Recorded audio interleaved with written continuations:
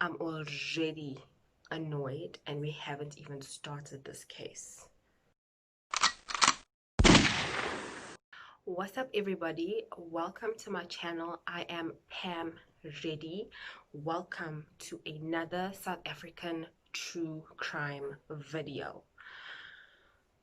This story that I'll be speaking about, or should I say this case that I'll be speaking about, is absolutely crushing. It is inhumane and just, it's inhumane, okay? However, let's just get into it. So today I will be speaking about Courtney Pieters.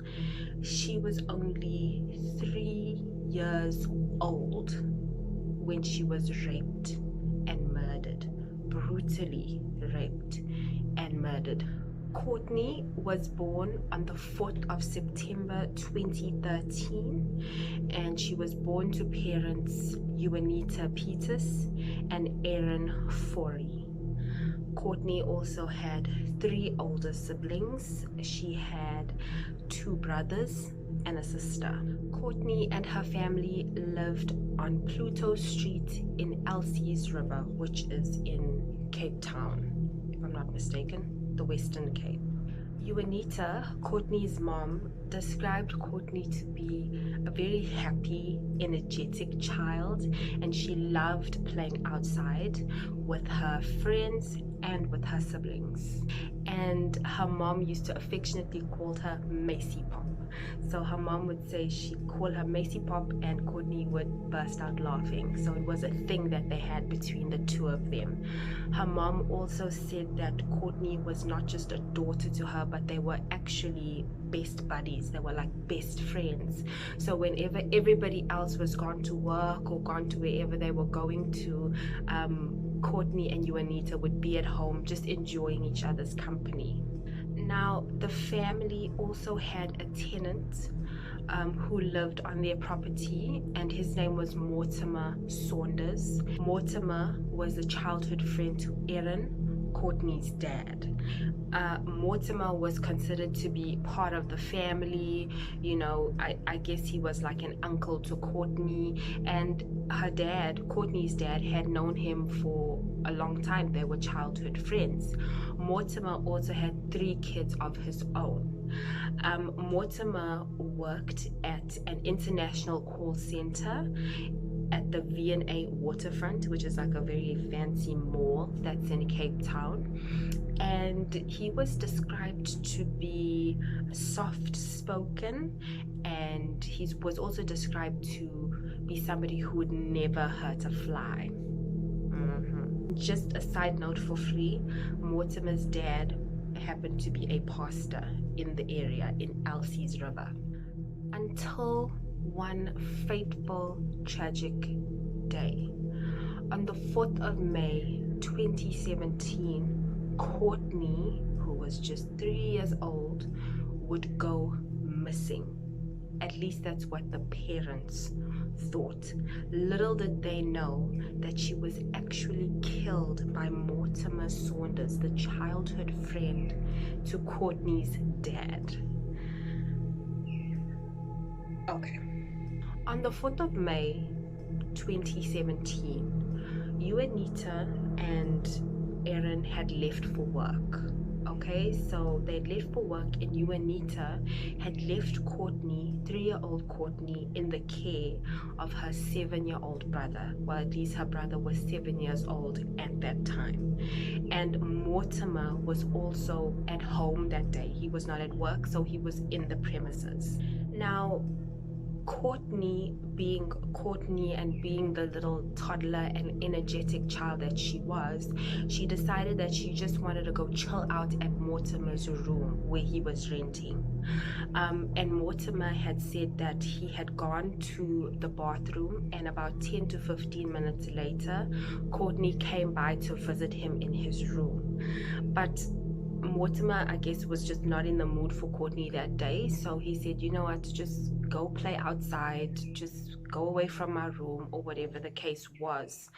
Some reports say that Mortimer was trying to take a nap, but he got irritated with Courtney because she came back after he had chased her away the first time. Courtney came back to play around his room or just be in his company. So because of this, Mortimer got super annoyed with Courtney. Now remember, Mortimer had chased Courtney away, which Courtney did leave, but unfortunately Courtney came back. You know how toddlers are. She came back because, you know, she wants to chill with Uncle Mortimer, right? She wants to chill in his room and watch some TV. But Mortimer got annoyed. Little did that little child know that Mortimer had a very gruesome plan to kill her. And it so happened that Mortimer and Juanita, Courtney's mother, were not seeing eye to eye. They were beefing for some reason, but this gave him more ammunition to harm Courtney, just so that he could spite Juanita. It is said that Mortimer made some fusion juice. Fusion is a brand of juice in South Africa. So Mortimer made some juice for Courtney and put ant poison in the juice for a 3-year-old that he was trying to kill to spite her mother. Of course, Courtney started reacting to the poison. He put a high dosage of poison in that juice. So she started reacting and choking and coughing. And now, of course, I guess her neighbors started calling out for Courtney. It could have been her friends or, you know, whoever it may have been. But neighbors started calling out for Courtney. And that's when Mortimer started panicking now, because this child is actually dying slowly in his room. He proceeded to strangle Courtney.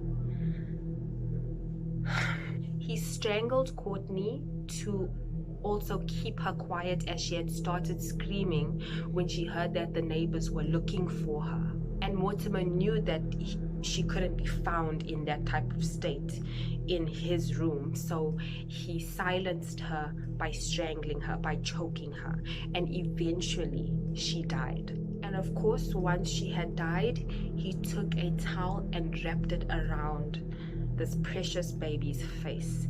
And just when you thought that that was enough, Mortimer proceeded to sexually assault little Courtney. He raped her.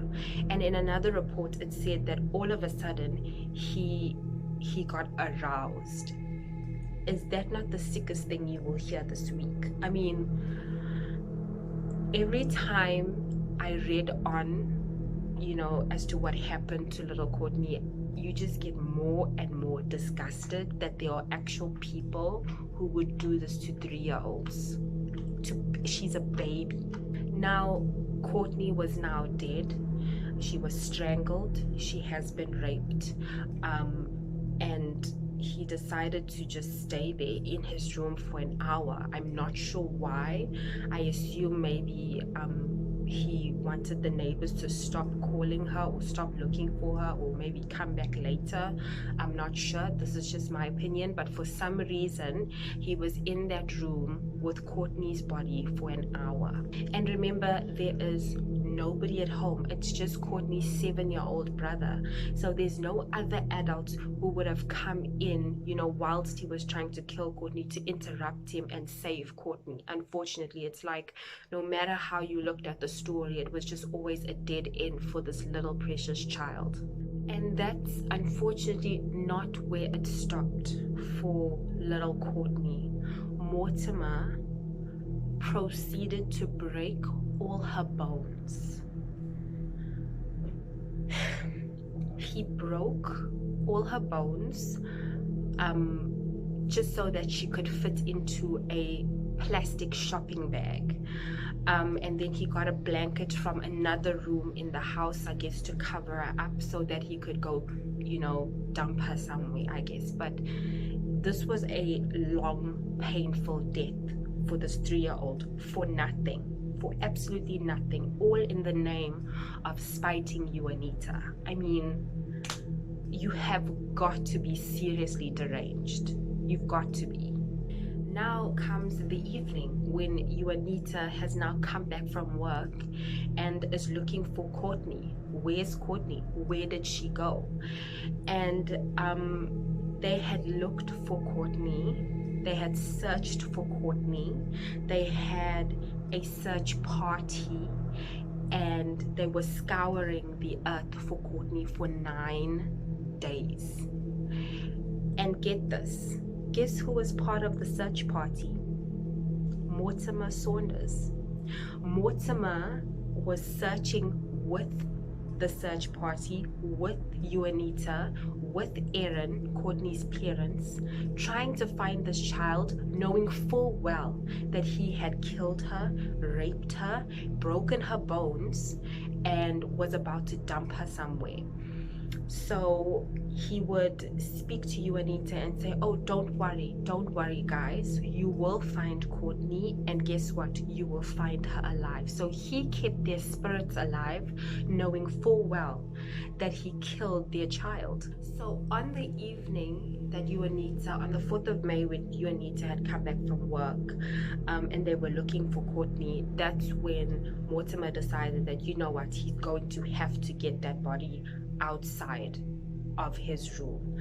So he decided to bury the body. No, sorry, bury is still a very nice word. He dumped little Courtney's body in an industrial area. I think the area's name is Epping Industria. He dumped her body in a shallow grave in that busy industrial area in broad daylight. Check this out.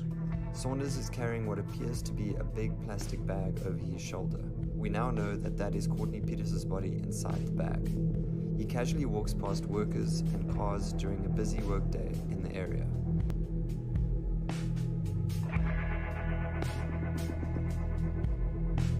He removes Pieters from the bag and carries her over to the other side of the tracks, where he leaves her hidden under newspapers and packaging. He cleans up the area and then vacates, holding his head in his hands as he leaves.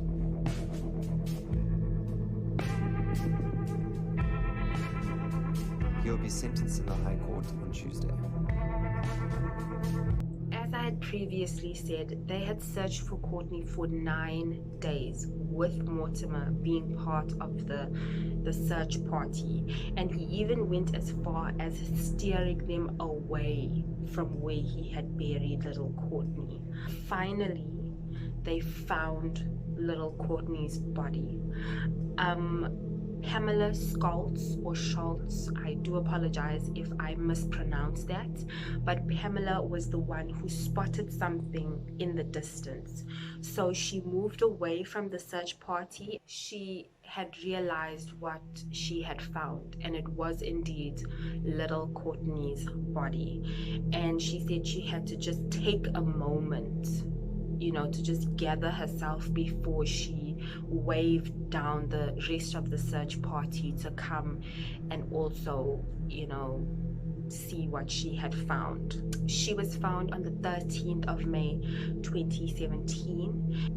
Mortimer Saunders was arrested on the 14th of May 2017 via an anonymous tip-off.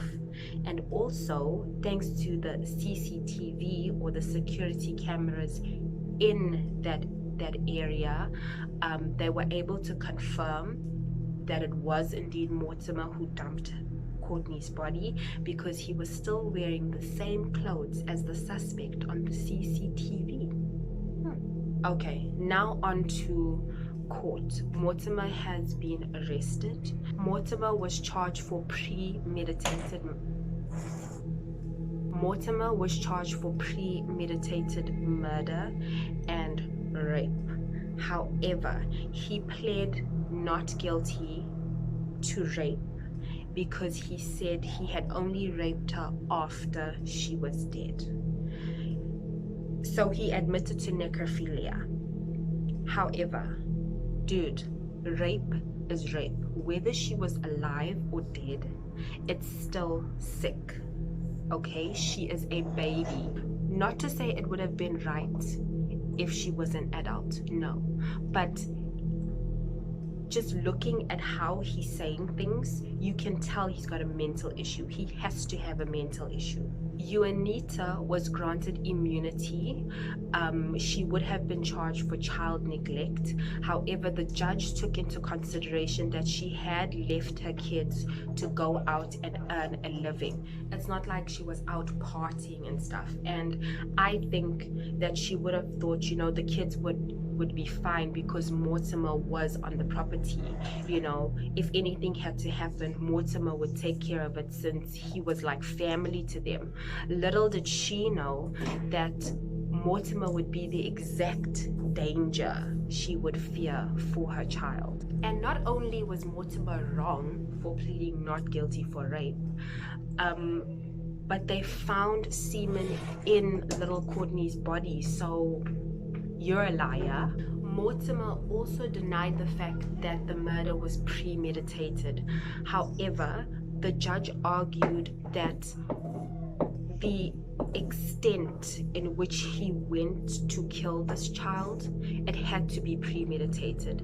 And they also took into consideration that Mortimer had so much time on his hands. He literally had the whole day to do whatever he wanted, not only to 3-year-old Courtney, but even possibly to, you know, her older brother, her 7-year-old brother. And he could have stopped at any point. He could have decided, oh, you know what, let me not feed this child poison. I mean, she's just a child. But he had the whole day to orchestrate and plan and go through with this insane, inhumane plan against this 3-year-old child. And Juanita also did mention that they never had an ant problem, so she doesn't understand why Mortimer had ant poison in his possession. The only problem they did have was a cockroach problem, but Mortimer argued that actually in his room he had an ant problem, so that explains why he had ant poison. Therefore, the state had proven without a doubt that Mortimer was 100% guilty of premeditated murder. The court also ruled the official cause of death for little Courtney was asphyxia by strangulation or smothering and poisoning. And what's crazy is that Mortimer thought that he would get a lighter sentence because he had raped her after she had passed away. And a source says that he didn't mind talking about Courtney's death. I guess in the 9 days that they were looking for Courtney, Mortimer would go to work and brag to somebody that, oh, he didn't mind talking about Courtney's death because, you know, he'd get a light sentence anyway because he raped her after she was dead because she was too far gone with the poison being in her system. I mean, psycho. Mortimer also said not only was he beefing with Juanita, Courtney's mom, but other reports said that he killed her because he didn't like Courtney. What did this 3-year-old baby do to you, dude? Like, he simply said, oh, I didn't like her. And apparently he had no remorse. He just showed no remorse whatsoever for killing this child. And to add on to his bragging session, it is reported that the murder was done by 10 a.m. And thankfully, Mortimer was handed 2 life sentences for the murder and rape of Courtney Pieters. He declined bail because he feared for his life. I mean, the irony. This story is still so tragic, and was also very tragic at the time, to the point that our then President Jacob Zuma actually visited the family on several occasions, and he had gifted them a new house, which was super awesome. He gifted them a new house in the area of Delft, if I'm not mistaken. He spoke to the media of finding new ways to improve the police in that area, and they were also granted a mobile police station so that, you know, the police officers could be free to deal with actual crimes instead of being held up by admin work like affidavits, which I think is so awesome, because that would mean that more kids will be a little more safer. Of course, all of this could never bring Courtney back, but it helps the family in their grief. Nothing could ever replace little Courtney, but for example, like a new house could really help them in finding ways to deal, you know, in their now new life without Courtney.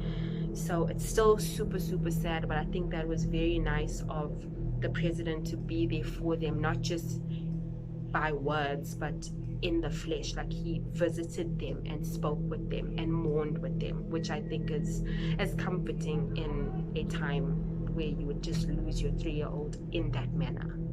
And another bizarre thing happened to this family. On the 31st of August 2019, Courtney's older sister Michaela went missing. So you can only imagine the stress. Like, is it happening again? Will she lose her daughter, her second daughter, again? So that was traumatic. However, she was later found unharmed, and if you want to read into that story, I have left links below if you want to further read on about Michaela. However, I just wanted this video to be about Courtney and for Courtney. But thankfully, Michaela was found and she was unharmed. And for this case for Courtney Pieters, the judge did say that this was the most inhumane case that she's ever had to deal with. I mean, this child suffered a long, painful death, and all for nothing. It was so unnecessary. If Mortimer had a problem with you, Anita, just freaking go speak to you, Anita. Like, pick on somebody your own size. And you know, this child endured just horrific moments before she died. And that is why I'm a believer that if somebody has bad blood with me, like, I honestly don't want you near my kids, because I never know what you could do, because there are psychos out there who would actually harm your children just to spite you. So if ever there's anybody that I'm just beefing with, I'm not in a good space with, I just don't allow my kids near them, because you just never know. And this was somebody who was close to the family. He was considered family. He was a childhood friend. Courtney's dad had known him for years and years, like since they were children. And this very same childhood friend killed their daughter, which is the most horrific thing ever. Like, she was so little and she endured such pain, and it's just pure justice that he was sentenced to 2 lifetimes. Of course, nothing could ever bring Courtney back, but it feels good to know that justice was served for this little precious child. Mortimer did write an apology to the family as well as to his own family, and he said that he does regret, and now he has to live with the fact that he ended the life of a child. So he has asked for forgiveness. He's even asked Courtney for forgiveness, but the family can sleep knowing that he will never harm another child again, because he's in jail for life. In 2017, Courtney was going to turn 4 years old in September, but unfortunately she would never get to see her 4th birthday, which is honestly crushing. So yeah guys, that is the story, tragic, crushing story of little Courtney Pieters. Remember to always trust your gut, because psychos are 100% real. And with that being said, I will see you in my next video. Take care guys.